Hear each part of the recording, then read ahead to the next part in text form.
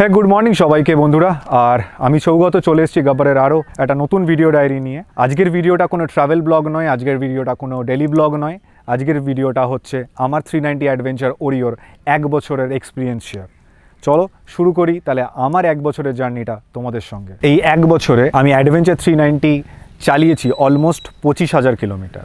আর এই 25,000 কিলোমিটারের মধ্যে আমি সার্ভিস করেছি এক্স্যাক্ট 8টা, এবং গাড়িটাতে কি সার্ভিস করিয়েছি, গাড়িটাতে কত সার্ভিস কস্ট এসছে, সে সমস্ত কিছু নিয়ে থ্রু আউট দ্য ভিডিও আলোচনা করব। গাড়িটার ভালো গুণ, গাড়িটার খারাপ গুণ, গাড়িটার ডিজাইনিং প্রবলেম, গাড়িটার পারফরমেন্স, সমস্ত কিছু নিয়ে আলোচনা হবে থ্রু আউট দ্য ভিডিও। আর একটা কথা বলে রাখি যে আমার পিছনে 390 অ্যাডভেঞ্চার দাঁড়িয়ে আছে। আমি নিজে অ্যাডভেঞ্চার 390 1 বছর ধরে চালাচ্ছি। তারপরেও একটা কথা সবাই আমাকে চেনে বা সবাই আমাকে জানে, যারা আমার বন্ধু, যারা আমার সোশ্যাল ফ্রেন্ড, আমি রয়্যাল এনফিল্ড ফ্যান বয়।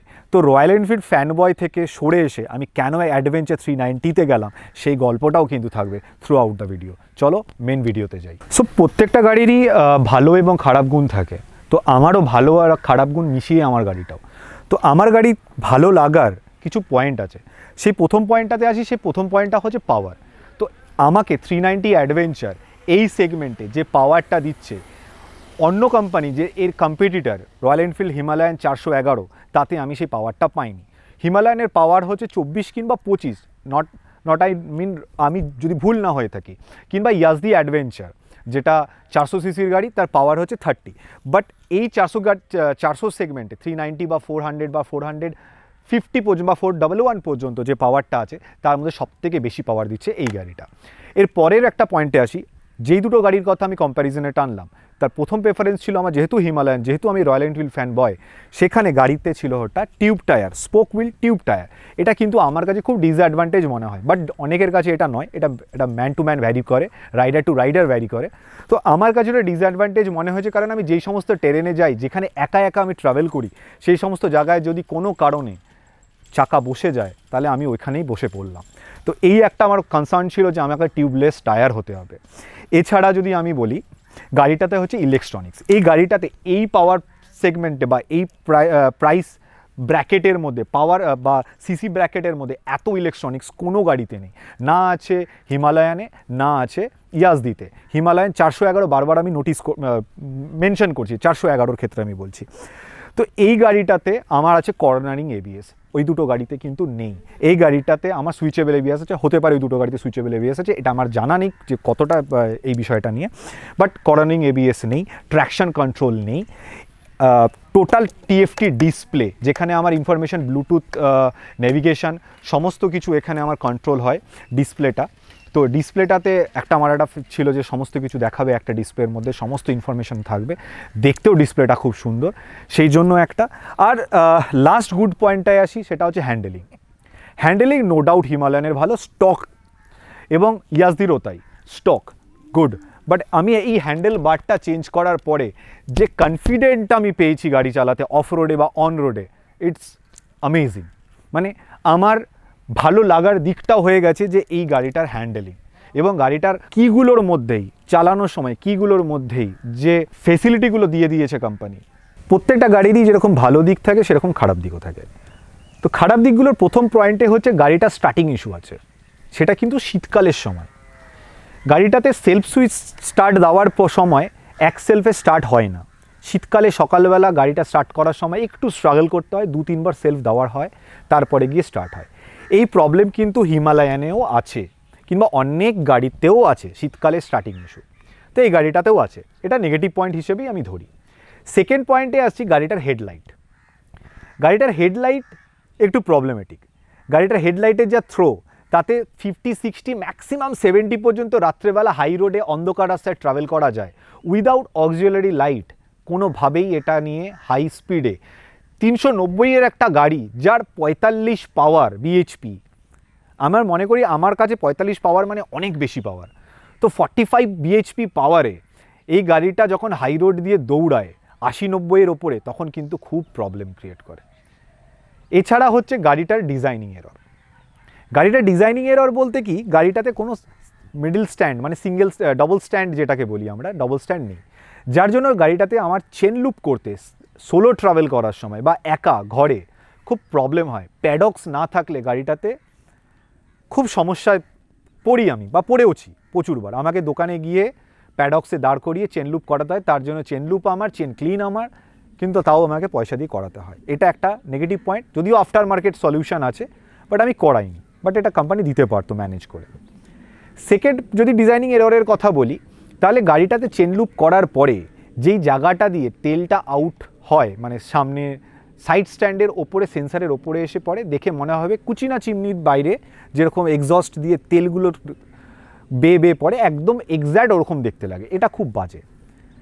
যদি ডিজাইনিং এই এররে আরও একটা প্রবলেমের মধ্যে যাই, বা আরও একটা কথার মধ্যে চাই, সেটা হচ্ছে গাড়িটা থেকে না প্রচুর খুটখাট আওয়াজ হয়। সেটা যেহেতু ফাইবার, ম্যাক্সিমাম ফাইবার বডি, হালকা এবং বেশি পাওয়ার দেওয়ার জন্য গাড়িটা বেশি একটু অফরোড করলেই প্রচণ্ড পরিমাণে আওয়াজ করতে থাকে।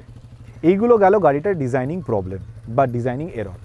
এছাড়া যদি আমি যেটা প্রথমেই শুরু করেছিলাম, যে গাড়িটার একটা সবথেকে ব্যাড প্রবলেম যেটা হচ্ছে সেলফ স্টার্ট বা সেলফ ইস্যু দিয়ে, গাড়িটার আরও একটা প্রবলেম হচ্ছে, সেটা হচ্ছে স্কলিং ইস্যু। মানে স্কলিং ইস্যু বা প্রনাউন্সিয়েশনটা তো হয়তো আমি ভুল করছি।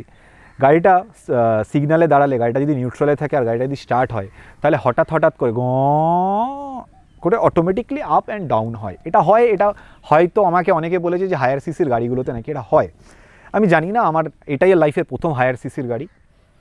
এছাড়া আরও একটা যদি প্রবলেম আমি বলি, খারাপ মানে নেগেটিভ পয়েন্ট, সেটা হচ্ছে গাড়িটার লো আরপিএম খুব খারাপ।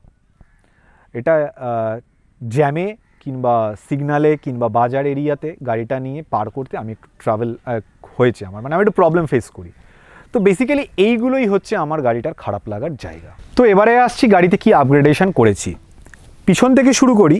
আমি গাড়িতে পিছনে লাগিয়েছি জানার টপ র্যাক, এবং সঙ্গে লাগিয়েছি 66 বিএইচপির টপ বক্সের প্লেটটা লাগানো আছে, টপ বক্সটা লাগানো নেই। তো top box with top rack আমি লাগিয়েছি। এরপর লাগিয়েছি হচ্ছে 66 বিএইচপির ক্র্যাশ গার্ড।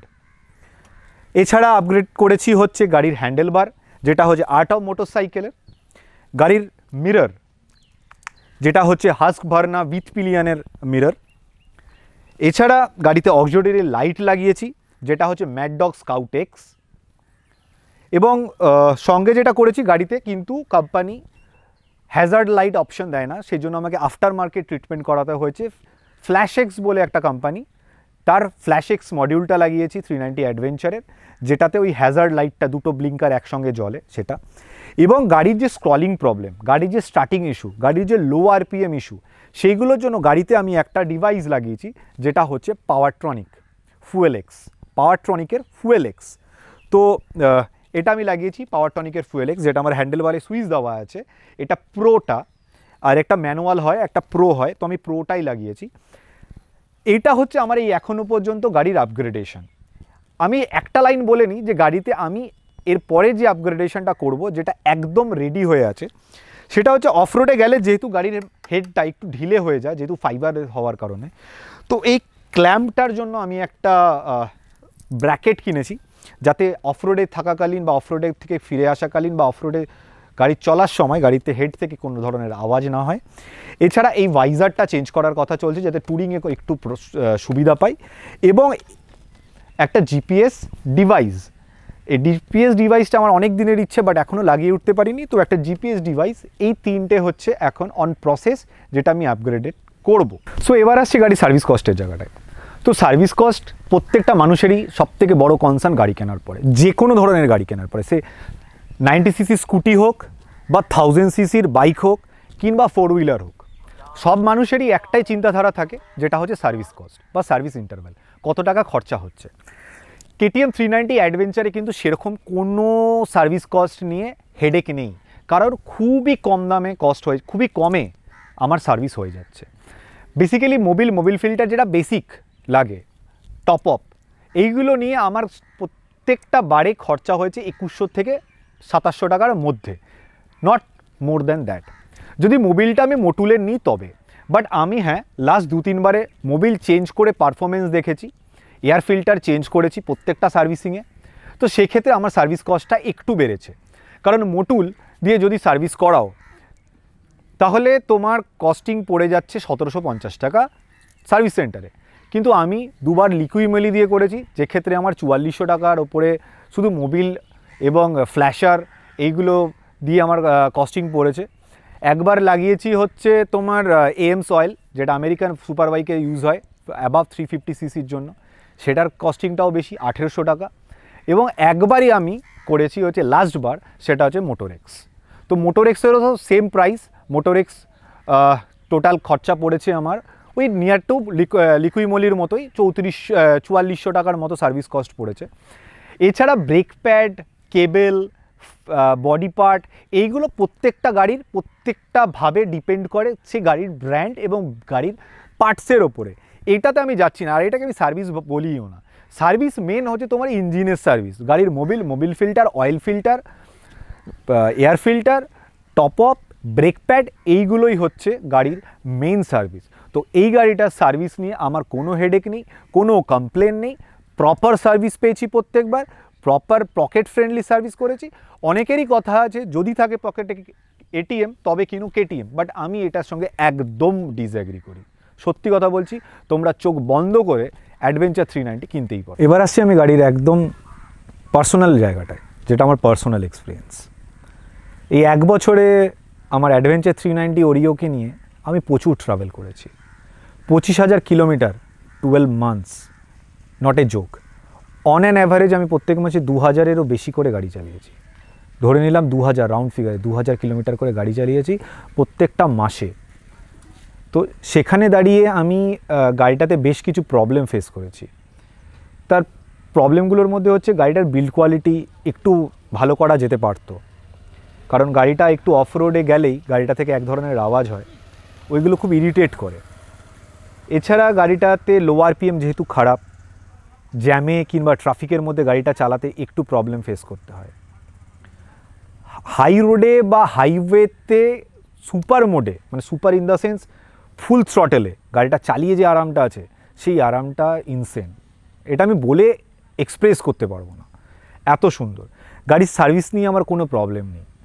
1 লিটার তেল ভরলে গাড়ি আমার 27 থেকে 30 কিলোমিটার করে যায়, এটাতে আমার কোনো আপত্তি নেই।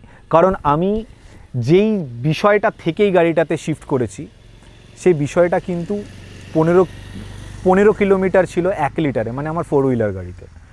সেখান থেকে আমি বাইকে শিফট করেছি ডেলি কনভেন্স করার জন্য। এটা নিয়ে আমি ডেলি কমিউটও করি। তো নো ডাউট আমার এক্সপিরিয়েন্সটা পাহাড়ে, অফ রোডে, সমুদ্র এরিয়াতে, ট্রাফিকে, লোকালে, বাজারে, গলিতে, আই এম হ্যাপি। তো গাড়িটা নিয়ে না অনেকের একটা ধারণা আছে, কোম্পানিটা নিয়ে বেসিক্যালি, যে কেটিএম ইকুয়াল টু ছাপরি বাইক। দেখো, এই গাড়িটা কেনার সময়ও এই কথাটার জন্য কিন্তু আমি নিজে ফিল করিনি, কথাটা কখনো বলবো না, নিজেও ফিল করেছি যে আমি শেষ পর্যন্ত কেটিএম কিনছি, যেটাকে আমি সবথেকে বেশি রাস্তায় দেখলে গালাগালি করতাম। বাট হ্যাঁ, দেখো, যে ছাপরি কথাটা এসছে, ছাপরিটা কেন এসছে সেটা যখন আমি নিজে একটু পার্সোনালি অ্যানালাইজ করলাম, একটু ঢুকলাম ভেতরে, মশলাটাকে একটু মাখলাম মুড়িটাকে, তখন বুঝতে পারলাম যে এই প্রাইস সেগমেন্টে এই গাড়িটা যা পাওয়ার দিচ্ছে, যারা বাচ্চা ছেলে যারা হাতে গাড়িটা পাচ্ছে, তারা সেই পাওয়ারটাকে মিসইউজ করছে। শুধু কেটিএম চালাচ্ছে যারা, তারা কিন্তু ছাপরি নয়। কেটিএম ব্র্যান্ডটাকে একটা পার্টিকুলার রাইডার, যারা কম দামে সুপার বাইকের মজা নিতে কোম্পানিটা চেয়েছিল তাদেরকে দিতে, সেইটাকে তারা মিসইউজ করছে। আজকে তুমি তোমার কাছে 10 লাখ টাকা দিয়ে গাড়ি কিনে তুমি NH2 কিংবা NH6-এর ওপরে উইলি করছো, সেটাও তো ছাপড়ির আন্ডারেই পড়ে। তুমি ভাজ মারতে মারতে যাচ্ছ 200-300-তে ভিডিও করে দেখাচ্ছ টপ স্পিড, সেটাও কিন্তু ছাপড়ির আন্ডারে পড়ে। কিংবা MT-15, R15, পালসার, অ্যাপাচে, এই গাড়িগুলোতে যখন তুমি ওভার স্পিড করছো বা রং রাইড করছো, সেগুলো কিন্তু ছাপড়ির আন্ডারে পড়ে। শুধু কোম্পানিটাকে বদনাম করে বস কিছু হবে না। এই কোম্পানিটা যেই প্রাইস সেগমেন্টে তোমাকে যে পাওয়ারটা দিচ্ছে, এই পাওয়ারটার যদি তুমি রেসপেক্ট করতে পারো, বা যদি পাওয়ারটাকে রেসপেক্ট করো বা পাওয়ারটাকে প্রপার নিজের মধ্যে রেখে যদি কন্ট্রোলে রাখতে পারো, তাহলে এর মতো ভালো বাইক ইন্ডিয়ান মার্কেটে অন্তত এই প্রাইস সেগমেন্টে নেই। হিমালয়ান 450 হয়তো এসছে মার্কেটে, বাট এর পারফরমেন্স বা এর কোয়ালিটি দিতে পারবে না। তো সবশেষে একটাই কথা বলি, অনেকের ধারণা যদি থাকে পকেটে এটিএম তবে কেন কেটিএম, এই ধারণাটা ভুল। আমি না পেয়েছি সার্ভিসিংয়ে কোনো ইস্যু, আমি না পেয়েছি গাড়ির পারফরমেন্সের দিক থেকে কোনো ইস্যু, না আমার মন খারাপ আছে গাড়িটার এই ব্র্যান্ড ভ্যালু বা এই অরেঞ্জ কালারটা নিয়ে। তো এটাই হচ্ছে আমার আজকের 1 বছরের এক্সপিরিয়েন্স আর পার্সোনাল এক্সপিরিয়েন্স বা মনের কথা। দেখা হচ্ছে পরের একটা ভিডিওতে কোনো একটা ট্রাভেলিং ব্লগে।